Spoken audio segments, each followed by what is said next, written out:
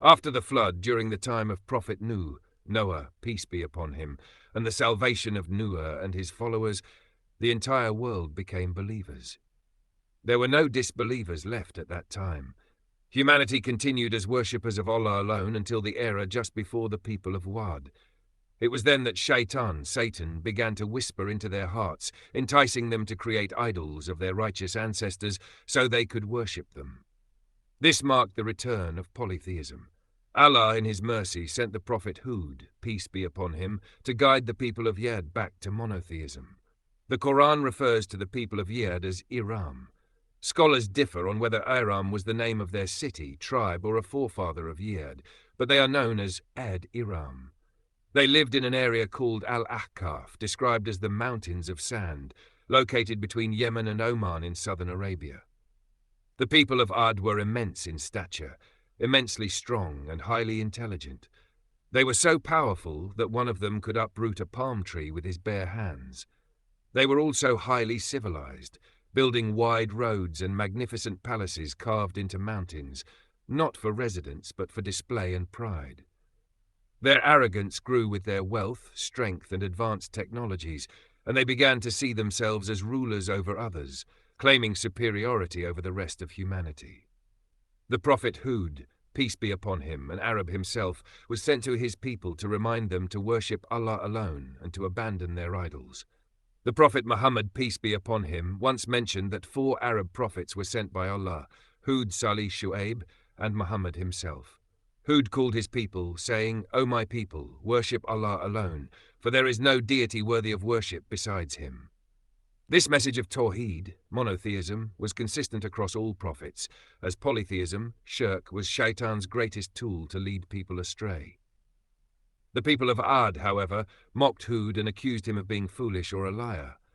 They said, "Why should we follow a man like ourselves? If Allah wanted to send a messenger, He could have sent an angel." They belittled the idea of resurrection, saying, "When we die and become dust, how can we be brought back to life?" Far-fetched. Despite their rejection, Hūd patiently reminded them of Allah's blessings, their strength, wealth, fertile lands, and abundant resources. He warned them against their arrogance and excesses, such as building grand structures for mere show and using their power mercilessly. Hūd also clarified that he sought no reward from them. He said, "My reward lies with the one who created me."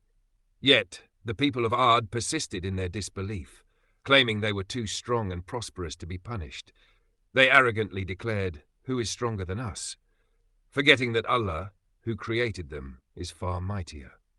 After repeated warnings, Hūd prayed to Allah for help, and Allah responded. A severe drought struck Ad, causing their gardens to wither. Instead of turning to Allah, they sought help from their idols. Then Allah sent dark clouds, which the people initially thought would bring rain. Instead, they brought a fierce, icy wind, a punishment from Allah. This wind, described in the Quran as a furious wind, was unleashed upon them for 7 nights and 8 days, destroying everything in its path. The people of Hūd were lifted into the air and smashed onto the ground, leaving their bodies like uprooted palm trunks. Their once grand civilization was completely annihilated. Unlike other ancient civilizations, no ruins or remnants of Hūd remain today. Allah saved Hūd and the believers who followed him, and they were granted safety and mercy. The people of Ad, however, were cursed in both this world and the hereafter for rejecting their Lord and following their arrogant leaders. The Prophet Muhammad, peace be upon him, used to express fear whenever he saw clouds gathering or the wind blowing strongly, recalling the punishment of Ad. He would pace anxiously until it rained, then feel reassured.